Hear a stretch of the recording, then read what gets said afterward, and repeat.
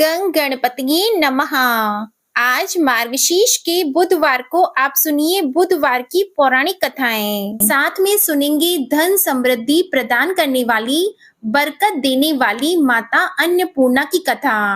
तो इन सभी कथाओं को श्रद्धा और भक्ति के साथ आप पूरा अवश्य सुनिएगा। प्रेम से बोलिए गणेश जी महाराज की जय हो। बहुत समय पहले की बात है। एक गांव में एक भाई बहन रहते थे। भाई बहुत गरीब था, पर उसकी बहन पैसे वाली थी। जब बहन के ननद का विवाह था, तब बहन ने ना तो अपने भाई को विवाह में आने का निमंत्रण दिया और ना ही कोई चिट्ठी भेजी। भाई को बाहर वालों से पता चला कि उसकी बहन के ननद का विवाह है। भाई ने अपने गांव वालों को बताया। तब गांव वालों ने अपनी बहन से चुनरी, बिछिया और साड़ी जैसा जिनसे बन पड़ा कन्या के लिए दिया। भाई सारा सामान लेकर बहन के गांव पहुंचा। बहन के घर जाने पर बहन की देवरानी बोली, भाभी जी आपके भाई आए हैं। तो बहन ने पूछा, कैसे आए हैं और क्या पहना है? तब देवरानी ने कहा, पैदल आए हैं, फटी पगड़ी फटी धोती पहने हैं।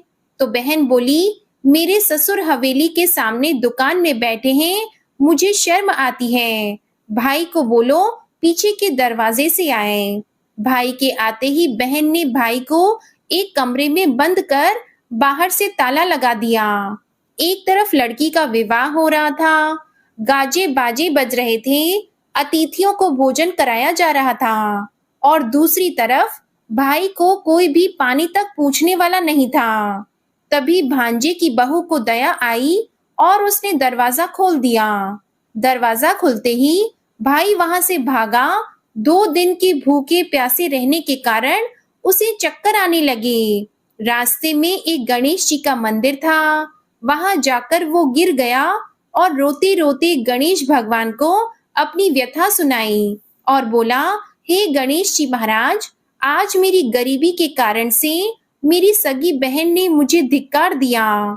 घर जाने पर मेरी पत्नी, मेरे बच्चे जब पूछेंगे कि विवाह से क्या मिठाई लेकर आए हो, तो मैं क्या जवाब दूंगा? तब गणेश जी को उस पर दया आ गई और गणेश जी भगवान बोले, मेरे बगीचे से ककड़ी और तरबूज तोड़कर ले जा। तब भाई ने ककड़ी तोड़कर झोला भर लिया और अपने घर गया। घर जाते ही बच्चों ने पूछा, पिताजी, बुआ के यहाँ से हम लोगों के लिए क्या लाए हो? झोला खोलते ही छोटे तरबूज सोने के गेंद में बदल गए। बाकी तरबूज काटने से हीरे मोती निकले। पत्नी बोली, आप बहन के घर से इतना कुछ क्यों लाए? आपकी बहन ने हम लोगों को बहुत ज्यादा दे दिया है। भाई ने कुछ भी जवाब नहीं दिया। गणेश भगवान की कृपा से उनके दिन बदल गए। भाई का काम धंधा जोरों से चलने लगा। धीरे धीरे गहने, कपड़े, रहने के लिए मकान बन गए। पत्नी बोली, एक बार ननद जी को बुलाकर लाओ। तो भाई ने नए कपड़े, नए जूते पहनकर रथ में बैठकर बहन को लेने गया। देवरानी बोली, भाभी जी आपके भाई आए हैं। बहन ने पूछा, कैसे आए हैं और क्या पहना है? तब देवरानी बोली, रथ में बैठकर खूब ठाट बाट से आए हैं। बहन बोली, मेरे भाई को बोलो कि हवेली के सामने से आए, मेरे ससुर देवर जेठ देखेंगे। भाई का बहन ने खूब स्वागत सत्कार किया। भाई बोला, बहन मैं तुम्हें लेने आया हूँ। तब बहन ने कहा, मुझे भी बहुत दिन हो गए हैं, चलो मैं चलती हूँ। भाई बहन को लेकर अपने घर आया। भाई और उसकी पत्नी ने बहन का खूब आदर सत्कार किया। जो चीजें मांगी सब बनवा कर दिया। बहन बोली, भाई मुझे एक जूते चाहिए। तब भाई ने मोची को बुलाया और कहा, मेरी बहन के लिए ऐसी जूती बनाओ जो मुंह से बोले। भाई ने बहन को बहुत सारा धन देकर विदा किया, पर अभी तक वह जूती नहीं आई थी। बहन रवाना होने लगी। तभी मोची जूतियां लेकर आया। बहन की जूती पहनते ही जूतियां बोली, निर्धन भाई की पैसे वाली बहन, गणेश जी का बगीचा नहीं होता तो आज क्या करती? बहन तब भाई की पत्नी से पूछने लगी, यह कहाँ से आवाज आ रही है? तभी भाई ने कहा, सुबह का समय है, कोई जीव जंतु बोल रहे होंगे। भाई ने घोड़े गाड़ी को जल्दी जाने को कहा। बहन के जाते ही पत्नी जिद करके बैठ गई कि जूतियां क्या बोल रही थी। तब पति ने अपनी पूरी आप बीती सुनाई कि कैसे बहन ने मुझे 2 दिन भूखा रखा, कमरे में बंद कर दिया था। भांजे की बहू ने दरवाजा खोला, तब मैं बाहर आया और गणेश जी के शरण में जा पहुंचा। गणेश जी की कृपा से हमारे दिन बदले हैं। उसने अपनी पत्नी को सारी बातें बताई। तब पत्नी बोली, अगर मुझे मालूम होता तो मैं आपकी बहन को कुछ नहीं देती। मेरा दिया हुआ सब कुछ वापस लेकर आओ।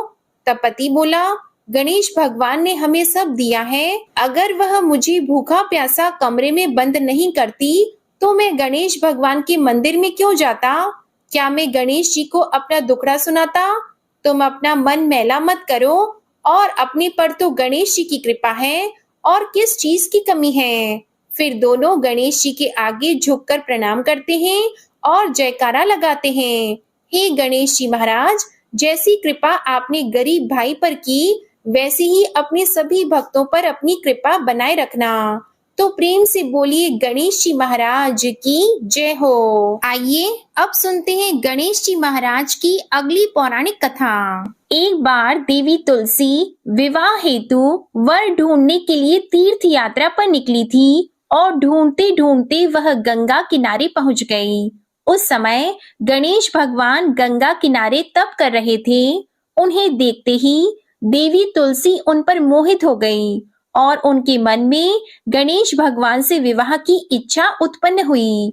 फिर देवी तुलसी ने गणेश जी के पास जाकर उनका ध्यान भंग कर दिया।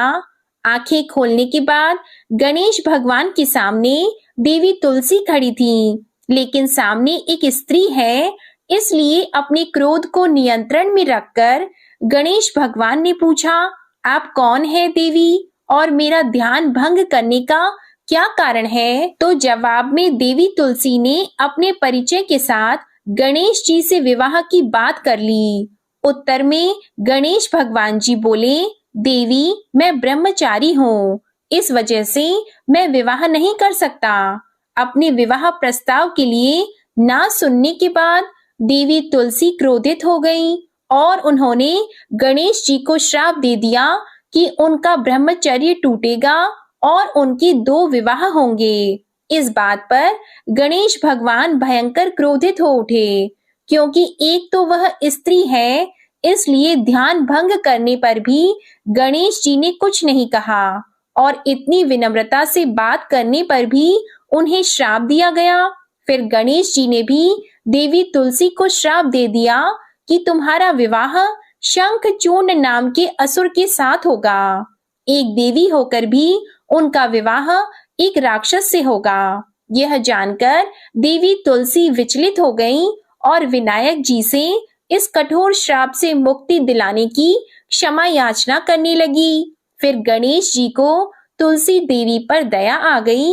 वे बोले कि मेरा श्राप तो बदल नहीं सकता, वह तो सच होकर ही रहेगा, लेकिन अगले जन्म में तुम एक पेड़ बनोगी और भगवान महाविष्णु जी को अत्यंत प्रिय होंगी। उनकी पूजा में भी तुम्हारा एक महत्वपूर्ण स्थान होगा और कलयुग के इंसानों को तुम मोक्ष का मार्ग दिखाओगी। लेकिन तुमने मेरा तप भंग किया है और मुझे ब्रह्मचारी होकर भी 2 विवाह का श्राप भी दिया है, इसलिए मेरी किसी भी प्रकार की पूजा में तुम निषिद्ध रहोगी। इस प्रकार देवी तुलसी गणेश भगवान की पूजा में निषिद्ध हो गई। प्रेम से बोलिए गणेश भगवान की जय।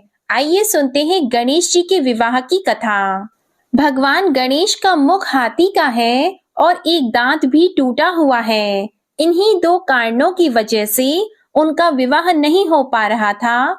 इस बात से गणेश जी महाराज अक्सर नाराज रहा करते थे।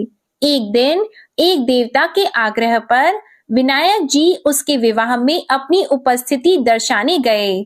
विवाह स्थल पर पहुंचने के बाद कुछ देवताओं ने मिलकर गणेश भगवान का समय पर विवाह न होने के कारण उपहास किया, जिससे गणेश जी बहुत ही अधिक नाराज हो गए। उसी दिन उन्होंने ठान लिया कि जब तक मेरा विवाह नहीं होता तब तक मैं किसी भी देवता का विवाह नहीं होने दूंगा। गणेश भगवान के पास विवाह और अन्य संदेश लाने का काम उनके प्रिय वाहन मूषक राज करते थे। अब मूषक राज जब भी किसी देवता के विवाह का समाचार लाते, तब गणेश जी उसे आदेश देते और मूषक राज अपनी सेना के साथ जाकर उस विवाह के मंडप को गिराकर तहस नहस कर देते और बारातियों को भी भगा देते। इस तरह गणेश जी और मूषक राज की मिली भगत की वजह से किसी भी देवता का विवाह नहीं हो पा रहा था। गणपति जी के व्यवहार से तंग आकर सभी देवी देवता भगवान शिव और माता पार्वती जी के पास पहुंच गए और इस विराट समस्या का समाधान मांगने लगे। भगवान शिव और माता पार्वती ने कहा कि इसका हल तो आपको केवल ब्रह्मदेव जी के पास ही मिल सकता है। कृपया करके आप ब्रह्मलोक को जाएं। तब माता पार्वती और महादेव जी को प्रणाम करके सभी देवी देवता ब्रह्मा जी के पास प्रकट हुए। देवताओं की समस्या को ठीक से सुनने के बाद ब्रह्मा जी ने अपनी योग शक्ति से 2 कन्याओं का निर्माण किया। कन्याओं का नाम था रिद्धि और सिद्धि। वह दोनों ब्रह्मा जी की मानस पुत्रियां थीं। उन्हें लेकर ब्रह्मा जी गणेश महाराज के पास गए और उनसे अपनी पुत्रियों को ज्ञान एवं शिक्षा प्रदान करने का निवेदन करने लगे। ब्रह्मा जी का मान रखने के लिए एकदंत भगवान ने रिद्धि और सिद्धि को शिक्षा देना आरंभ किया। फिर उस दिन के बाद से जब भी मूषक राज किसी विवाह की खबर लेकर आते हैं, उस वक्त रिद्धि और सिद्धि गणेश जी को अपनी बातों में उलझा कर रखती थीं। इस तरह गणेश जी का ध्यान किसी और विषय पर रहता और दूसरी तरफ देवताओं का विवाह संपन्न हो जाता। एक दिन बुद्धि के देवता भगवान गणेश जी को यह बात समझ आ गई, लेकिन उनके क्रोध में आने से पहले ही ब्रह्मदेव अपनी दोनों पुत्रियों के साथ वहां पर प्रकट हो गए। रिद्धि और सिद्धि को सामने देखते ही गणेश जी का क्रोध बढ़ने लगा, किंतु विनायक जी के मुख से कोई भी शब्द निकलने के पहले ही भगवान ब्रह्मदेव ने कहा, हे गणेश जी, आपने स्वयं ही मेरी पुत्रियों को शिक्षा दी है और अब मुझे इन दोनों के विवाह योग्य कोई वर नहीं मिल रहा। मेरी आपसे विनती है कि आप ही रिद्धि और सिद्धि से विवाह करके मुझे धन्य कीजिए। परमपिता ब्रह्मदेव जी की शांत वाणी को सुनकर गणेश जी का क्रोध शांत हो गया और वे उस विवाह प्रस्ताव के लिए हंसी खुशी राजी हो गए। विवाह के बाद अपनी दोनों पत्नियों से उन्हें 2 पुत्र प्राप्त हुए, जिनका नाम रखा गया शुभ और लाभ। तो प्रेम से बोलिए भगवान गणेश जी की जय। आइए अब सुनते हैं गणेश जी की पूजा पाठ में सुनी जाने वाली पौराणिक कथा। एक गांव में एक सेठ और सेठानी रहते थे। वे बहुत ही धार्मिक प्रवृत्ति के थे और वे गणेश जी के अनन्य भक्त थे। वे दोनों बिना चूके हर बुधवार को गणेश जी का व्रत रखते थे और शाम को ब्राह्मणों को भोजन कराने के बाद अपना व्रत खोलते थे। सेठ जी का काफी बड़ा परिवार था। वे सब आपस में बड़े प्यार और भाईचारे से रहते थे, लेकिन सेठानी और सेठ की कोई संतान नहीं थी। इस विषय पर परिवार और गांव के लोग आपस में बहुत बातें किया करते थे। सभी लोग सेठानी को बांझ बुलाते थे। ये सभी बातें सुनकर सेठ और सेठानी बहुत दुखी होते थे। एक बुधवार के दिन सेठ और सेठानी भगवान गणेश जी की पूजा संपन्न करा के मंदिर से बाहर आ रहे थे। तभी उन्हें सीढ़ियों पर एक छोटा सा बच्चा अकेले बैठा हुआ दिखा। बालक को देखते ही दोनों उसके पास गए और पूछा कि तुम्हारे माता पिता कहाँ हैं? लेकिन बच्चे ने अभी तक ठीक से बोलना नहीं सीखा था, इसलिए वह बोल ही नहीं पाया। पर दोनों सेठ और सेठानी बच्चे के पास शाम तक बैठे रहे। तब तक पंडित जी और सेठ जी और उनके नौकरों ने आसपास जाकर बच्चे के माता पिता को खोजने की कोशिश की, लेकिन उन्हें बच्चे के माता पिता या बच्चे खोने की कोई खबर ही ना मिली। फिर पंडित जी ने सेठ और सेठानी को वह बच्चा अपने घर ले जाने के लिए कह दिया। साथ में ये भी कहा कि अगर बच्चे के माता पिता यहाँ पर आते हैं तो मैं स्वयं उन्हें आपके पास ले आऊंगा। तब सेठ और सेठानी की खुशी का ठिकाना नहीं रहा। वे दोनों खुशी खुशी उस नन्हे बालक को अपने साथ घर लेके गए। सेठानी ने बच्चे का नाम अपने आराध्य भगवान श्री गणेश जी के नाम पर गणेश रख दिया और बड़े ही प्यार और दुलार से उसका पालन और पोषण करने लगे। कुछ दिनों के बाद उसी गांव में एक ठग पति पत्नी आए।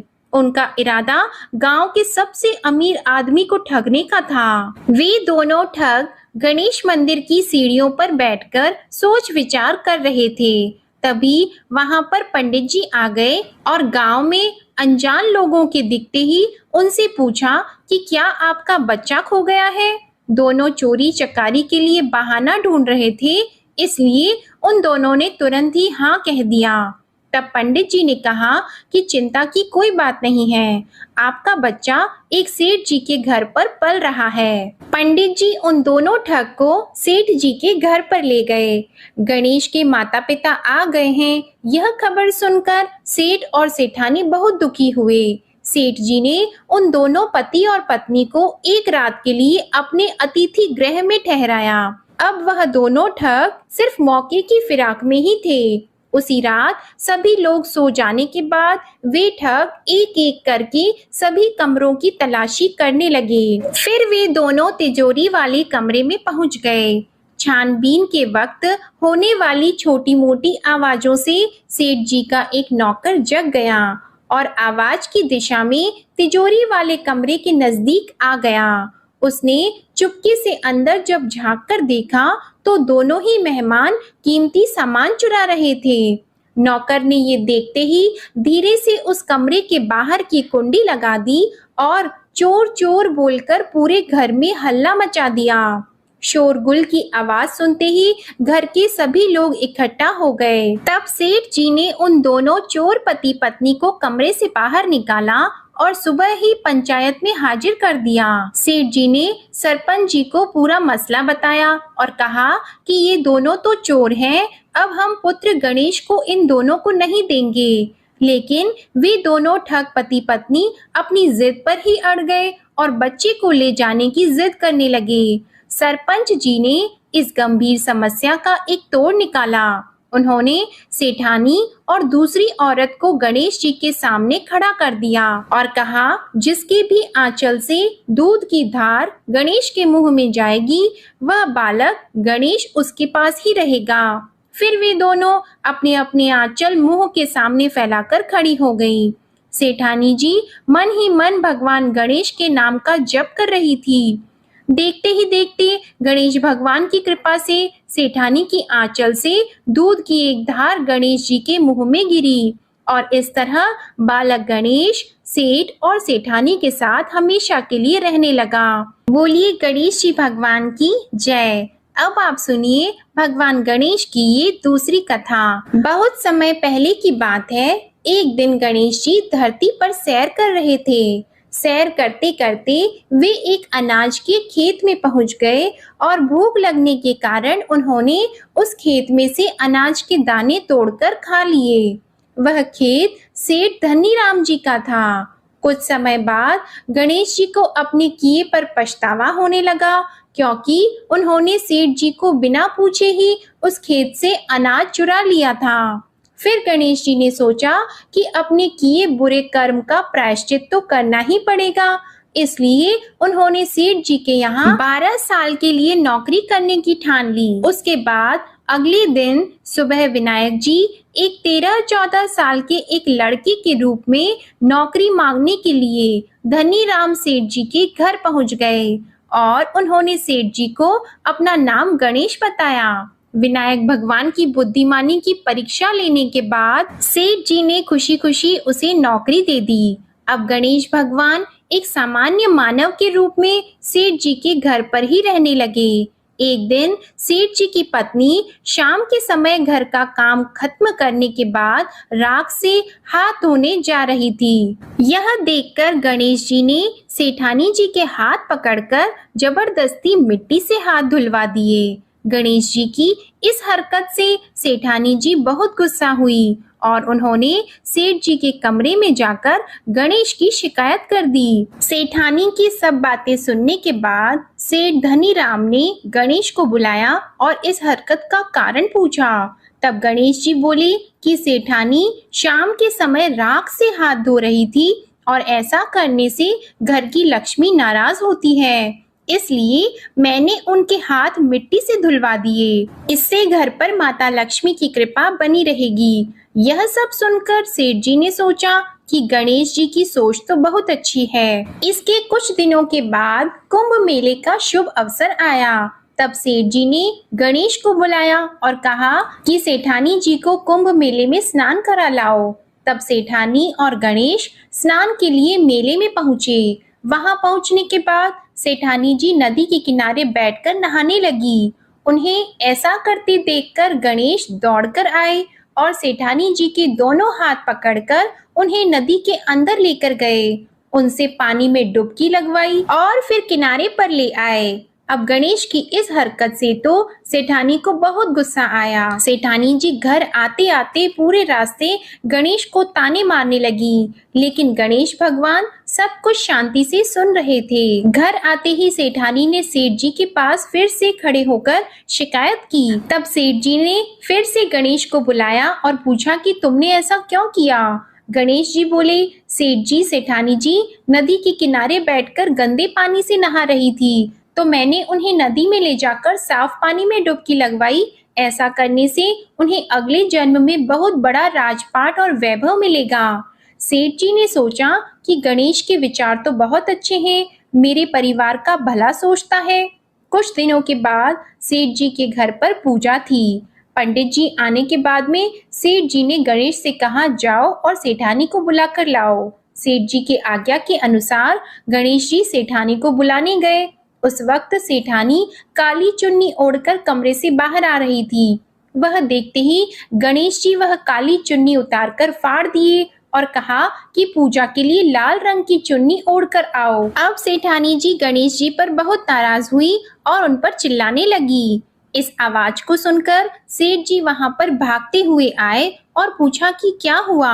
तब सेठानी ने बोला कि गणेश ने मेरी चुन्नी फाड़ दी। फिर सेठ जी ने भी गणेश को बहुत डांटा। जवाब में गणेश जी ने कहा कि सेठ जी पूजा में कभी भी काला वस्त्र नहीं पहनते, इससे शुभ काम सफल नहीं होते, इसलिए मैंने ऐसा किया। सेठ जी ने सोचा कि गणेश तो बहुत समझदार है। इसी तरह लीला रचाते हुए उसी घर में गणेश जी के 12 साल बीत गए। फिर एक दिन सेठ जी ने नया कारोबार शुरू करने से पहले घर में पूजा रखी थी। पूजा करते करते सेठ जी को याद आया कि पूजा की सामग्री में गणेश भगवान की मूर्ति तो है ही नहीं। तब उन्होंने अपने नौकर गणेश को पूजा घर से भगवान विनायक जी की मूर्ति लाने के लिए कहा। तब गणेश बोला कि मुझे ही मूर्ति समझकर आप पूजा में विराजमान कीजिए, आपके सारे शुभ काम सफल हो जाएंगे। इस बात को सुनकर सेठ जी को गुस्सा आया और वे बोले, गणेश, तुम अब तक सेठानी से मजाक करते थे, अब मुझसे भी करने लगे हो। तब उत्तर में गणेश जी ने मुस्कुराते हुए सेठ जी से कहा कि मैं मजाक नहीं कर रहा, मैं सत्य कह रहा हूँ।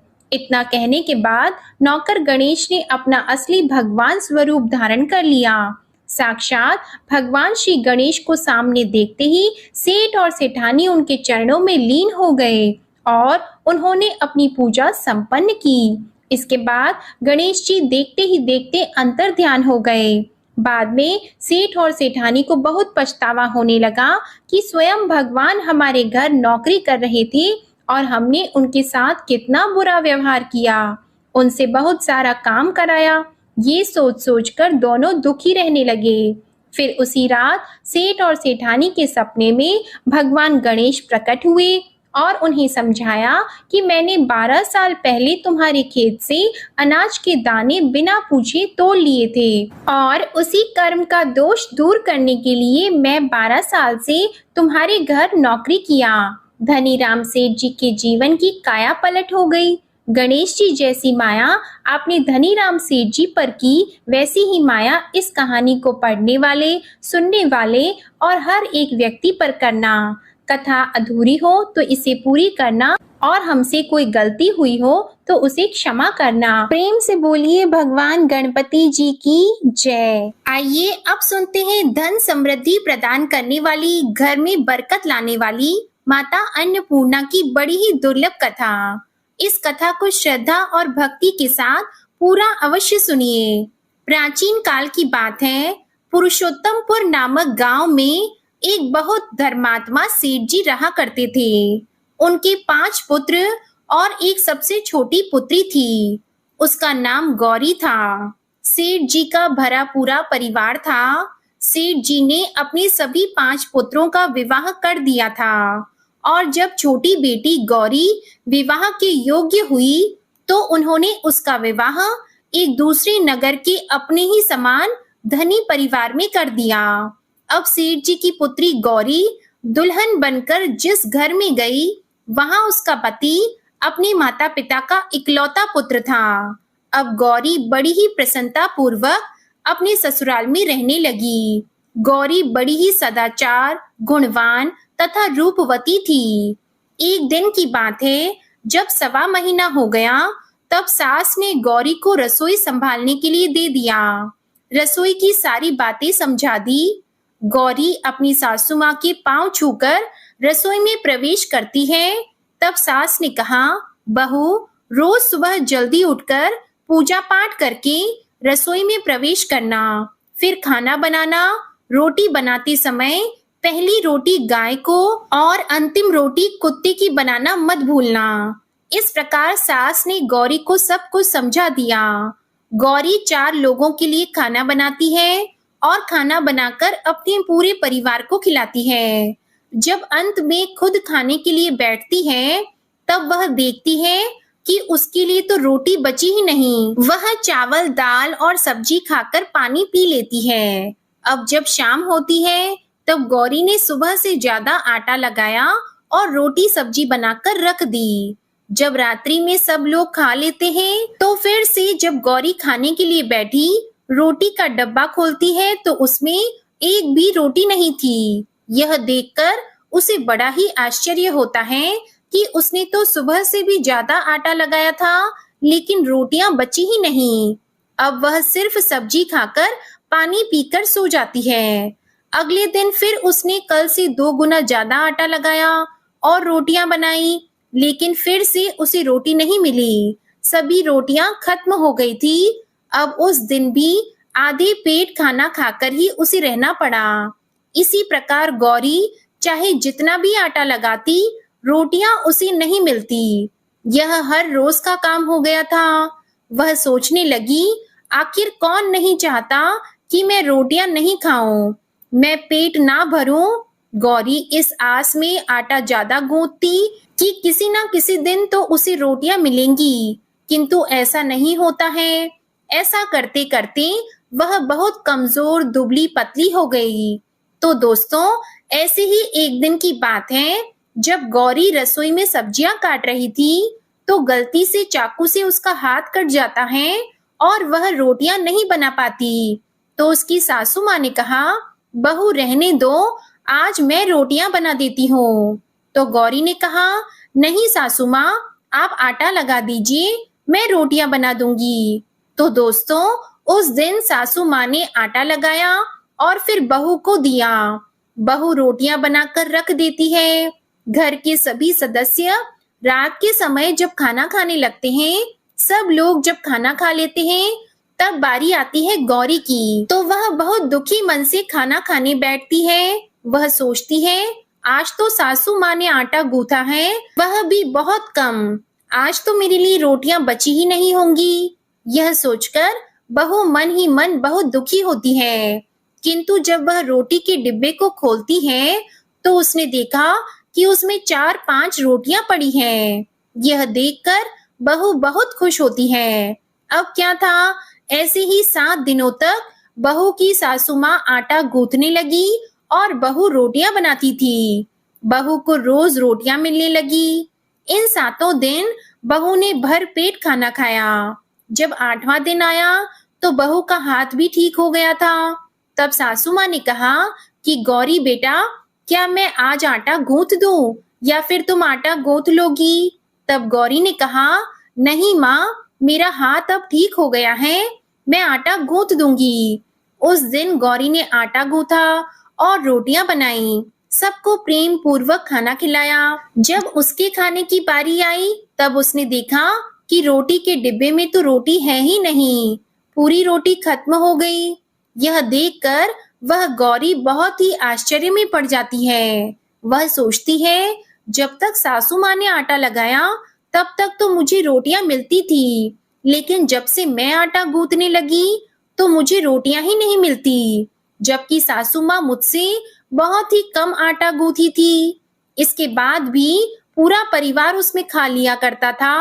ऐसी क्या बात है? यह सारी बातें सोचकर गौरी बहुत ही परेशान हो जाती है और दिन भर दुखी रहती थी। एक दिन की बात है, गौरी के पति ने गौरी से पूछा कि गौरी, तुम इतना उदास क्यों रहती हो? इतना सारा धन संपत्ति सब तुम्हारा ही तो है, तुम्हें रोकने टोकने वाला कोई नहीं है। तुम अपने मन से अपनी पसंद का भोजन बनाकर खाती हो, तुम दिन प्रतिदिन इतनी कमजोर कैसे होती जा रही हो? गौरी ने लाज और संकोच से अपने पति को कुछ नहीं बताया। तब उसके पति ने सोचा कि शायद उसकी पत्नी को उसके माता पिता की याद आ रही है, इसलिए अगले दिन गौरी का पति अपने माता पिता से कहता है कि पिताजी, मुझे लगता है कि गौरी को उसके माता पिता की याद आ रही है, मैं उसे उसके मायके ले जाकर सबसे मिलवा लाता हूँ। अपने बेटे की बात सुनकर गौरी की सास ससुर तैयार हो जाते हैं और उसे जाने की अनुमति दे देते हैं और कहते हैं, बेटा, यदि बहू को अपने माता पिता से मिलकर प्रसन्नता होती है तो अवश्य ही तुम उसे उसके मायके ले जाओ। अब गौरी का पति अपनी पत्नी को लेकर उसके मायके जाता है। दामाद और बेटी को देखकर उनका बहुत ही आव भगत होता है। तरह तरह के व्यंजन बनाए जाते हैं, उन्हें खिलाए जाते हैं, बहुत सेवा सत्कार होता है। उसी दिन रात्रि में समय मिलने पर गौरी की माँ ने अपनी बेटी को कोने में ले जाकर पूछा, बेटी, तुम इतनी दुबली पतली कैसे हो गई? तुम तो बहुत ही कमजोर दिख रही हो। क्या बात है? तुम्हें कौन सी बात खाए जाती है? क्या तुम्हारे ससुराल वाले तुम्हारी चिंता नहीं करते, तुम्हें दुख देते हैं, या ऐसी कौन सी बात है जिससे तुम्हारी यह दशा हो गई है? अपनी माँ की बात सुनकर गौरी अपनी सारी परेशानी, सारी चिंताएं सब कुछ बताती है। अपनी बेटी की बात सुनकर गौरी की माँ ने कहा, बेटी, हमें लगता है माता अन्नपूर्णा तुमसे नाराज हो गई है। इस विषय में तो मैं कुछ नहीं कर सकती, क्योंकि तुम्हारे ससुराल में हमारा बोलने का कोई अधिकार नहीं है। इसलिए मैं तो कहूंगी कि तुम यहाँ से जाने के बाद इस विषय में अपनी सास और ससुर से बात करना, वही कुछ हल बताएंगे और तुम्हारी समस्या का समाधान होगा। बेटी, माँ अन्नपूर्णा जिससे नाराज होती है उसके साथ ऐसा ही होता है। अब अपनी माँ की बातें सुनकर गौरी निश्चय करती है कि वह सारी बातें अपनी सासू माँ से कहेगी। अब जब सुबह का समय होता है तो गौरी अपने माता पिता से विदाई लेकर अपने ससुराल आ जाती है और ससुराल आने के बाद वह अपने सास ससुर और पति से सारी बातें कह सुनाती है। वह कहती है, माँ जी, जब से मैंने रसोई संभाला है, मैं खाना बनाती हूँ, तब से मुझे एक भी दिन रोटियां नहीं बचती। मैं बिना खाए ही सो जाती हूँ, किसी किसी दिन पानी पीकर ही सो जाती हूँ, किसी किसी दिन चावल सब्जी खाती हूँ, रोटी तो मुझे मिलती ही नहीं है। और माँ जी, आपको याद है मेरा हाथ कटा था, तब आप उस समय आटा गूंथा करती थी और वह भी बहुत कम, फिर भी मेरे लिए रोटियां बचा करती थी और मैं भर पेट खाना खाती थी। लेकिन अब जब मेरे हाथ का घाव ठीक हो गया, तब से मैं फिर से आटा गूंथने लगी और रोटियां बनाने लगी। अब मेरे लिए फिर से रोटियां नहीं बचती, मैं आधे पेट ही खाना खाती हूँ। अपनी बहू की बातें सुनकर सास को सब कुछ समझ में आ गया। उसने कहा, बहू, यह शायद मेरी ही गलती है। मैंने तुम्हें सब कुछ बताया, सब कुछ सिखाया, लेकिन एक बात तो बताना भूल ही गई। ऐसा कहकर सास अपनी बहू का हाथ पकड़कर गौरी को रसोई में ले जाती है। एक परात में आटा निकालकर उस आटे को अच्छे से गूंथती है। गूंथने के बाद उस गूंथे हुए आटे पर अपनी उंगलियों की 5 छाप लगा देती है और कहती है कि बहू, यह माँ अन्नपूर्णा का छाप होता है, उनका चिन्ह माना जाता है। आटा लगाने के बाद कोई भी स्त्री इस तरह छाप लगाती है तो उसके घर में बरकत होती है। इसका अर्थ यह है कि माँ अन्नपूर्णा की कृपा सभी परिवार वालों पर बरसे और कोई भी सदस्य भूखे पेट न सोए। बहू, मैं तुम्हें ऐसा बताना भूल गई। तुम आटा लगाते वक्त आटे पर अपनी 5 उंगलियों का छाप छोड़ देना और माँ अन्नपूर्णा तुम्हारे ऊपर अवश्य ही कृपा करेंगी। तुम कभी भी खाली भूखे पेट नहीं सोगी। यह बरकत का चिन्ह होता है। अब अपनी सासू माँ की बात सुनकर बहू हर रोज आटा गूंथती और फिर उस पर अपनी 5 उंगलियों की छाप छोड़ देती और फिर रोटियां बनाती। अब बहू को हर रोज रोटियां मिलने लगी। वह भर पेट भोजन करने लगी और स्वस्थ भी हो गई। माँ अन्नपूर्णा की कृपा उस पर बरसने लगी। उसके हाथ में माँ अन्नपूर्णा का वास हो गया। घर पर कोई भी सदस्य भूखा नहीं रहता और जो कोई मेहमान आता या कोई भी भीख मांगने के लिए भिक्षुक आता, उसे भी वह खाना खिलाकर ही घर से विदा करती। इस प्रकार बहू के ऐसा करने से उसके घर में बरकत होने लगी, अन्न की वर्षा होने लगी। तो प्रिय भक्तजनों, आटे को गूंथ कर उस पर 5 उंगलियों का छाप लगाना हमारी पुरानी परंपरा है। यह माता लक्ष्मी जी और माता अन्नपूर्णा का चिन्ह माना जाता है। ऐसा करने से माता अन्नपूर्णा सदा प्रसन्न रहती है और घर वालों पर अपनी कृपा दृष्टि बनाए रखती है। हमारे पूर्वजों से लेकर अब तक यह परंपरा चली आ रही है। सभी माताएं बहनें अपनी 5 उंगलियों की छाप आटे पर अवश्य ही लगाती हैं और माँ अन्नपूर्णा से प्रार्थना करती है कि सबका पेट भरना, सबका कल्याण करना और घर में अन्न धन की वर्षा करना। तो प्रेम से बोलिए अन्नपूर्णा माता की जय। ओम नमः शिवाय। जय माता दी, जय भोलेनाथ। ओम श्री गणेशाय नमः।